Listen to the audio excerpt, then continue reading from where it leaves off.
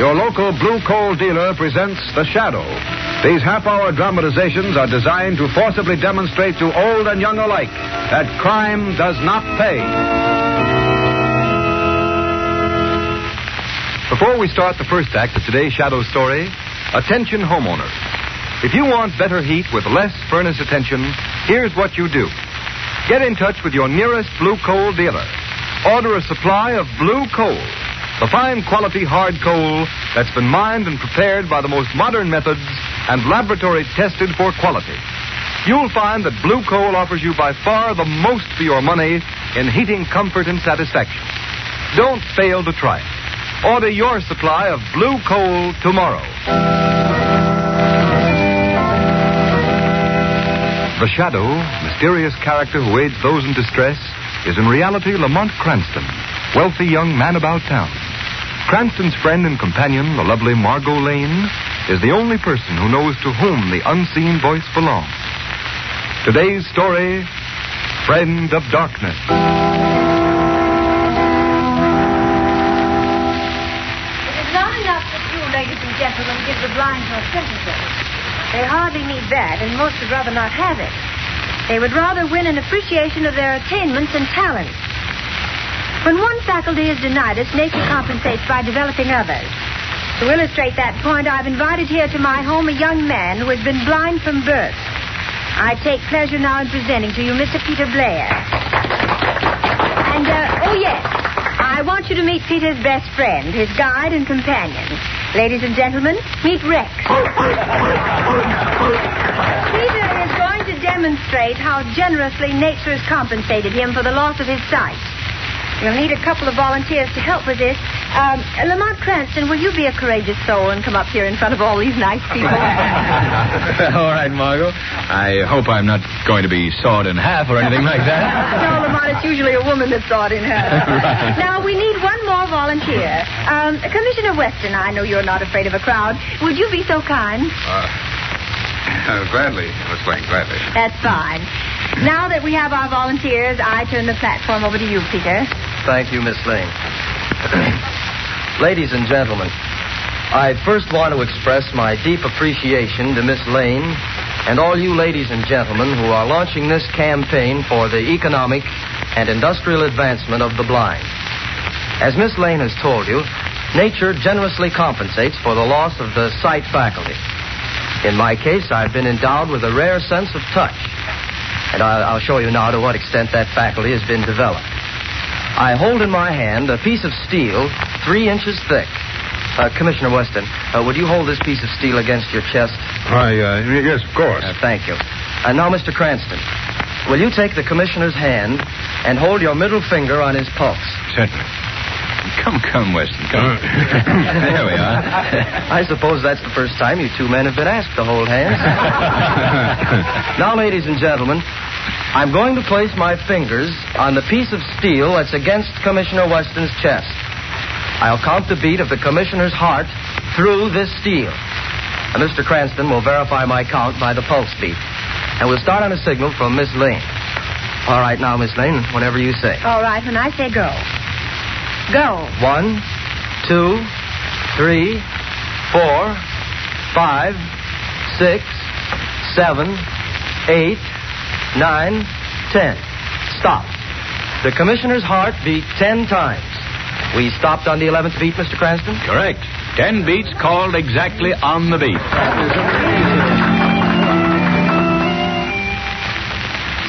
Where's the Skinner, Joe? He's out with that police dog Princey boy, teaching him something, he says. I wonder what the Skinner has up his sleeve. He's been training that mutt for the past month. I don't get it. First he holds us up in his shack, and then he goes in for dog training. It's got me. Shut up. Here he comes. Hello, Skinner. Hi, Skinner. How'd the mutt do tonight? I did okay. He's a smart hound. I had to slap him around a bit, but he gets the idea after a while. Give me a smoke, will you? Certainly, Skinner. Hey, Well, I guess this is the night. Night for what? To pull the stunt I've been planning on for a couple of months. you mean you got something on the fire? Yeah. You're going to make some real dough. No penny ante stuff this time. Gee, I thought we was going to spend our lives just training that mutt. That hound is going to be more important to the stunt I've got in mind than either of you guys. What's on the slate? You'll find out. There's a clipping I cut out of a paper about a month ago. What is it? A popular and beautiful Margot Lane launches Society for the Economic and Industrial Advancement of the Blind. Oh, that's very interesting. You ain't going into society, are you? Shut up, dope. There's a lot of stuff here about this Margot Lane, but here's what interests me. Among the demonstrations that amazed the guests was the feat performed by Peter Blair. Blind from birth, Blair registered the heartbeat of a guest through a thick piece of steel. This he did by placing the steel over the heart of one of the guests with his own fingers on the outer side. So what?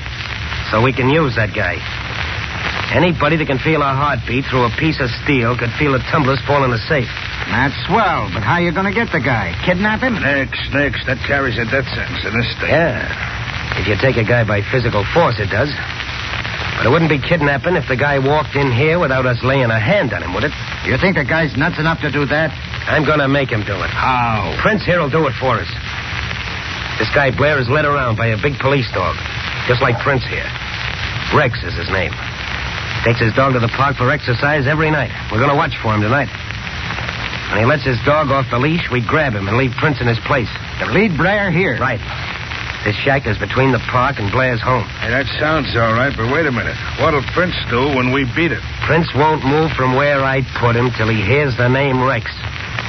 And he'll go to whoever says it. Oh.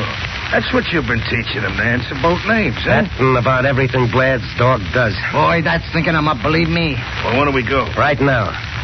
I'll drive out of the park and wait for Blair. Come on, Prince.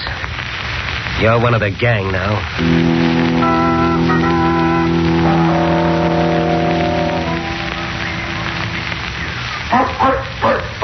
There's Peter Blair now, sitting on that bench over there. Is that his dog running around? Yeah.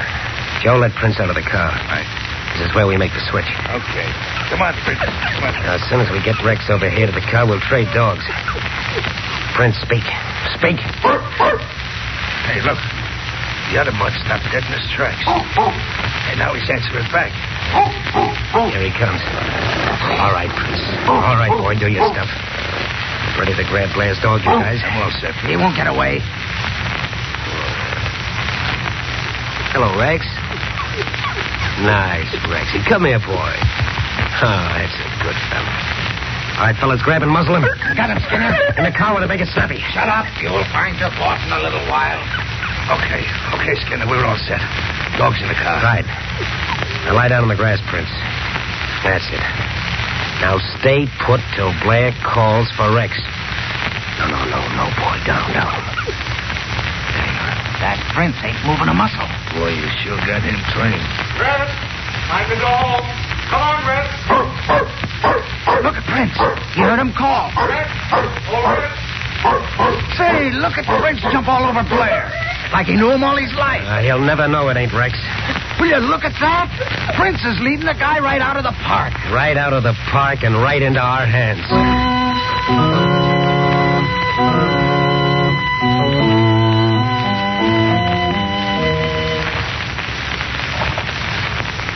Hey, you're acting a bit strange tonight, Rex. Is something wrong? Hey, why don't you answer me? You're sulking, are you? That certainly isn't like you. I'm surprised. What are you stopping here for, Rex? We're not near home yet. Is the car coming? Well, you found your voice at last. Rex, you've taken me to somebody's door. Stop pulling like... Rex, stop! What? Where am I? What place is this? Is anybody here? Take it easy, buddy. You're among friends.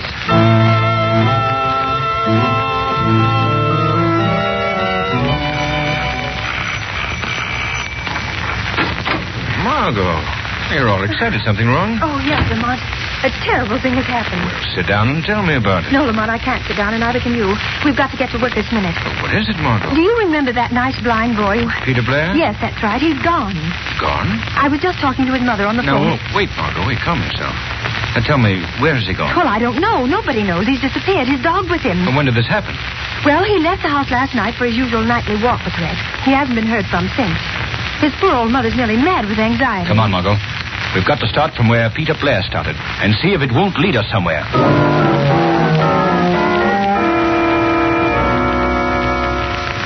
Take it easy, Blair. Nobody's going to hurt you. Oh, I don't care what you do with me. What have you done with my dog, Rex? He's okay for the time being. One of the boys are feeding him down in the cellar. Now let's you and me get down to business. Oh, we'll get it over with. I have no money if that's what you're after. No, but you can get plenty for us. At least you can help us get it. Help you? What do you mean? Here's the dope. We've got a line on how to get into the State Street Bank. There's plenty of dough in that big vault. All you've got to do is plant them educated fingers of yours against the vault door and tell us when the tumblers fall. You mean you want me to help you rob a bank? That's just what we want, and that's just what you're going to do. Oh, you must be mad to think I'd do anything like that. Look here, Blair. I tried to be nice to you. I guess it ain't the right treatment. I got another medicine. A pretty bitter dose. What do you mean? You want to keep your dog, don't you? Rex, well, of course. I'd be lost without him. He's my eyes. He sees for me. You're going to the bank with us tonight or else? Oh, you wouldn't. You wouldn't hurt Rex. That'd be as bad as killing a person, a helpless human. You're going to do what we say or not? Oh, I couldn't. I'd be a criminal. I couldn't do it. Okay. You've had your chance. Marty? Yes, Skinner. What are you going to do? Go find out. Have you got your gun, Marty? Yeah. When I count 10, I want you to plug that dog of Blair. Oh, no, you can't. Yeah, that's just how long you've got to make up your mind. To the count of 10. 1. Oh, you wouldn't do that. You couldn't. 2. 3. No, Rex. 4. No. 5. Please, for God's sake. 6. 7. No. 8. Wait. All right. I'll do it.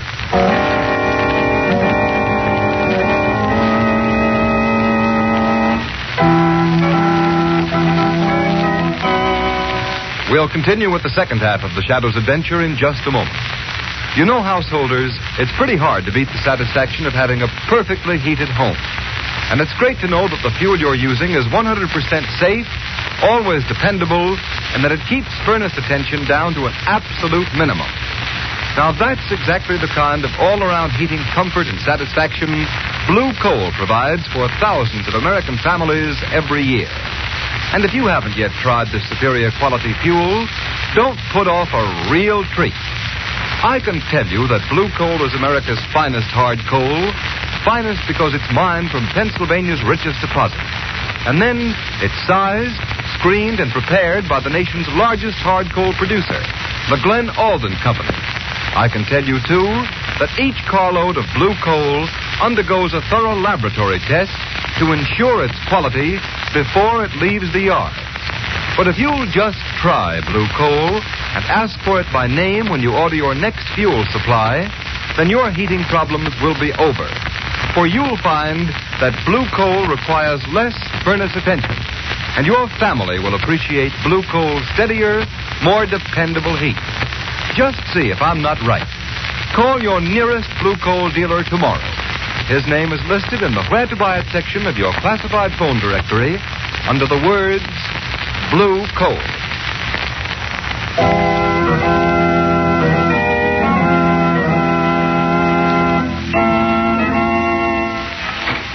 Well, good morning, Commissioner Weston.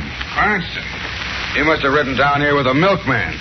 What are you doing around at this hour? I've been anxious to know what the police are doing about the disappearance of Peter Blair. Oh, you've got your fist in that now, huh? Very much so, Commissioner. What news have you? None. We've been dragging the river for his body all night, but we've found no trace yet. I don't expect you will.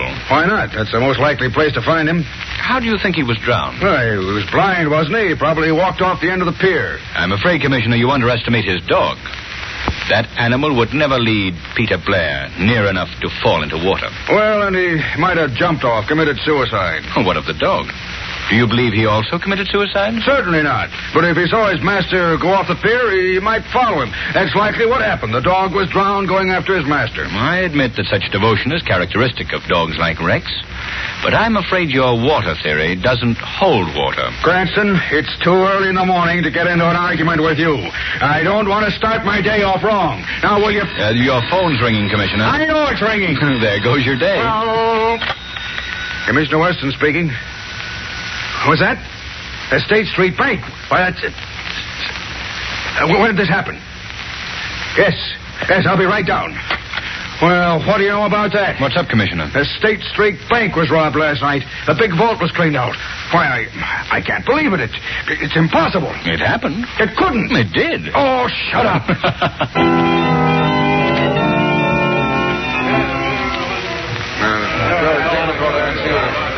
Well, this vault was opened by a cracksman. He's the best one that ever lived. There's not a mark on the vault anywhere. No drills, no soup, nothing.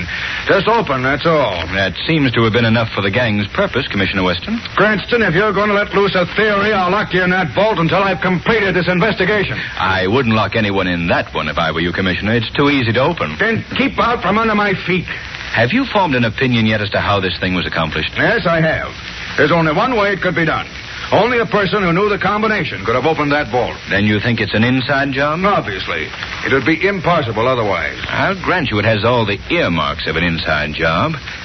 Still, it doesn't seem possible that an employee would take such a chance. No, it doesn't, eh? Well, how do you think it was done, then? It certainly is baffling. Say, Commissioner, I just thought of something. Yeah, what? Do you remember the night Margot launched the Society for the Advancement of the Blind? Yes. Do you recall Peter Blair, the boy who counted your heartbeat through a piece of steel? Yes, I remember that. By George, I see it now.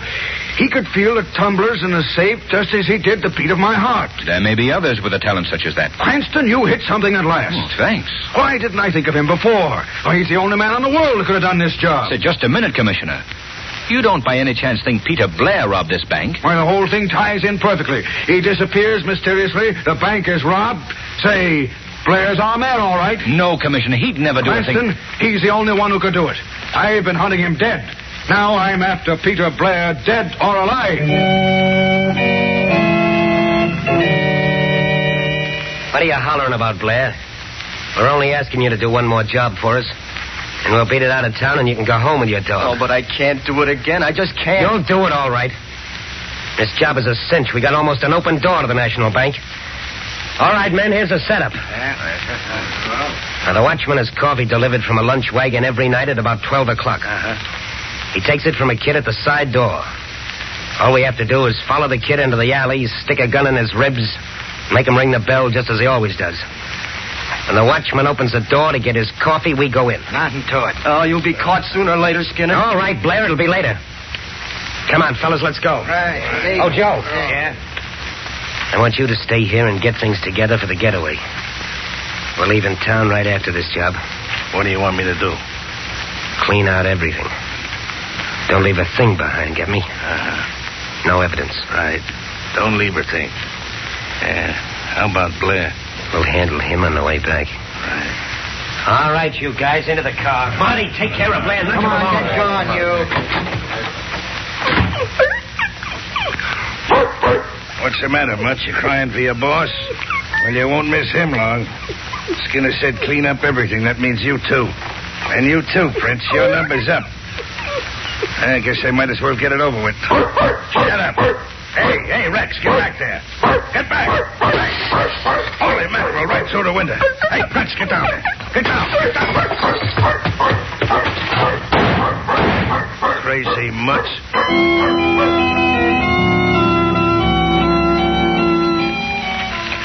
When did Rex get home, Mrs. Blair? Just a few minutes before I called you, Mr. Cranston, and he brought this other dog home with him. I see. Why, he is exactly like Rex. The same markings. Well, no, boy, no. We're not talking about you. So, Mrs. Blair. Yes, Mr. Cranston. Have you noticed that this other dog responds when he hears the name Rex? Yes, he acts like Rex in every way. By George, I see it now, Mrs. Blair. This dog has been used as a substitute to lure your son away. What is it, Rex? What are you trying to tell me? Mr. Cranston, Rex is pulling you toward the door. Yes. You keep the other dog here, Mrs. Blair. All right, Mr. Cranston. Margot. Yes, Lamar? Follow us in the car.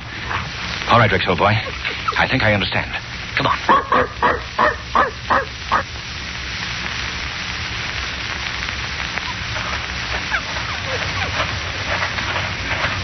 Easy, Rex. Easy.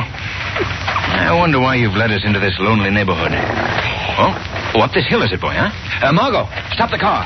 I think he's trying to call your attention to that shack up there, Lamar. Yes, Margot. Evidently, that's where Peter Blair is or was. Turn off the headlamps, Margot. Wait here. The Shadow's going to see what or who is in that shack. Be careful, Lamont. I will, Margot. Come along, Rex. Come on, boy. Come on.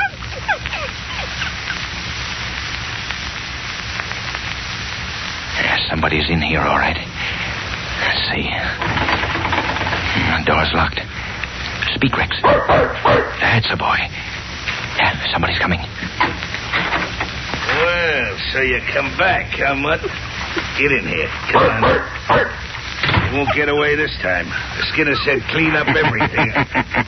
Hey, am I hearing things? So the Skinner told you to clear up everything, eh? What? What was that? I don't see nobody. Who laughed? I did. Who are you? I am the Shadow. Shadow? The guy nobody can see. Yes. Where is Peter Blair? I ain't telling you nothing. I'm getting out of here. Stay where you are. I'm getting out of here. I'll shoot my way out. Drop that gun. Let go. Drop that gun. All right. Call the mud off. Let go his arm, Rex. What do you want from me? I want you to tell me where Peter Blair is. I'll tell you if you let me out of here. I won't bargain with you. I'm interested only in Peter Blair for the moment. All right. I ain't going to be the fall guy in this. Blair's with the Skinner. Where? They're robbing the National Bank right now.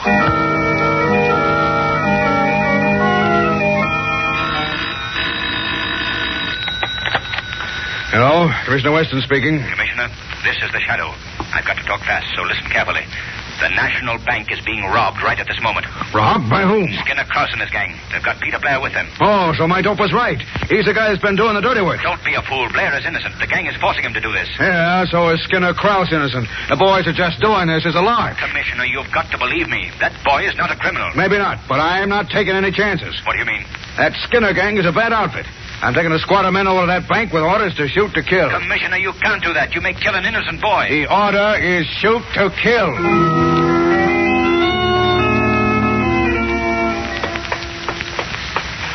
Margot, we've got to get to the National Bank before Weston. What happened, Lamont? Peter Blair may be killed by the police. Hurry, Margot. Drive as fast as you can.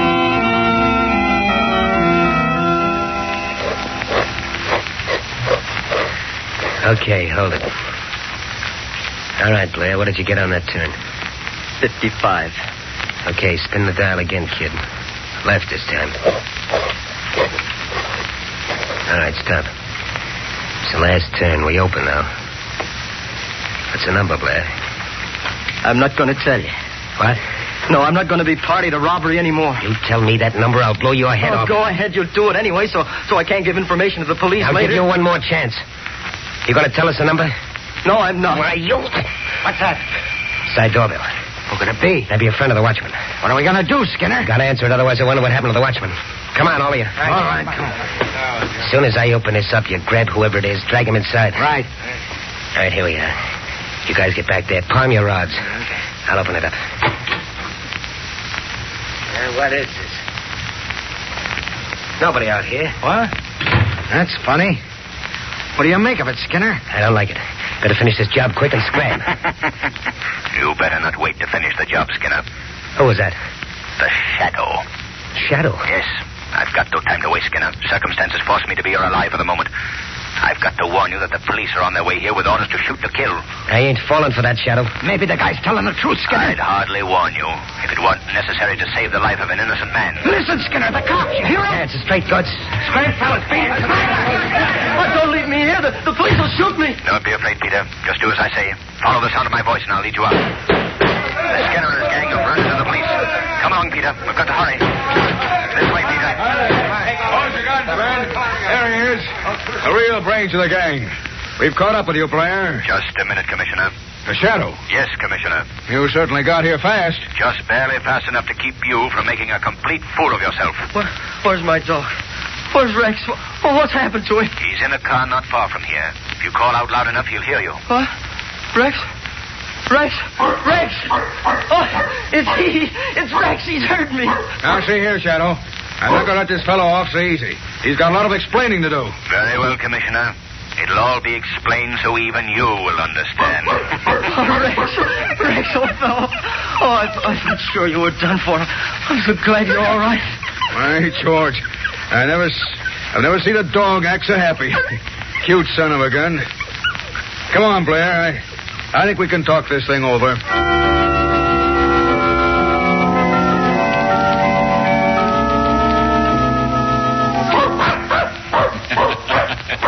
Well, you've got 2 fine animals now, Peter.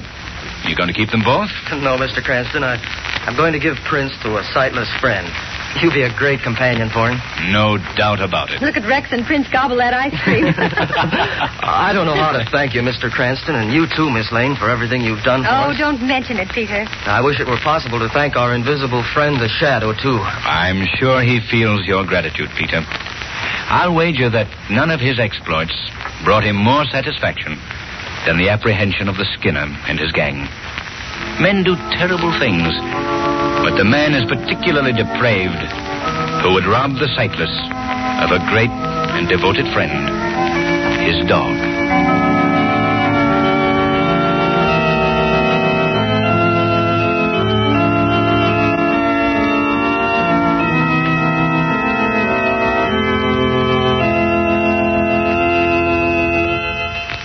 And now here's Blue Coal's eating expert, John Barclay. Thank you, Ken Roberts, and good afternoon, friends. One investment every homeowner can make, which will pay big returns in comfort and convenience, is to install a Blue Coal heat regulator. I've heard some people say what time and trouble savers their oil and gas burners are. But those people forget that their oil and gas burners are dependent upon thermostat control for their heating performance and for maintaining an even degree of temperature. By simply installing a Blue Coal heat regulator for your coal furnace, you too can control room temperatures and enjoy exactly the same kind of heating comfort that the most expensive oil or gas burner could give you. The Blue Coal heat regulator is a thermostat which controls your furnace dampers automatically. All you need do is set the thermostat control at the exact temperature you wish. Your heat regulator will maintain that temperature day and night. What's more, it will stop your house from becoming overheated in warmer weather and save you from wasting coal. Get in touch with your nearest Blue Coal dealer. He'll be glad to show you how a Blue Coal heat regulator can pay for itself in the time, trouble, and amount of coal it saves you. I thank you.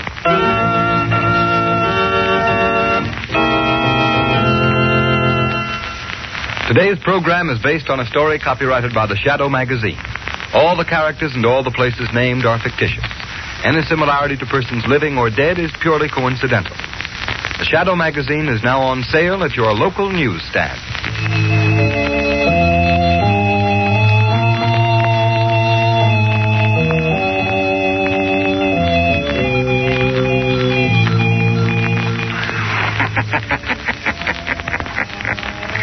The weed of crime bears bitter fruit.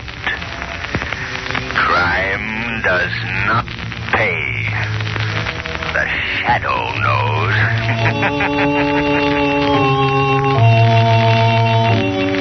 Next week, same time, same station, Blue Coal, America's finest anthracite, will again present another thrilling adventure of the Shadow.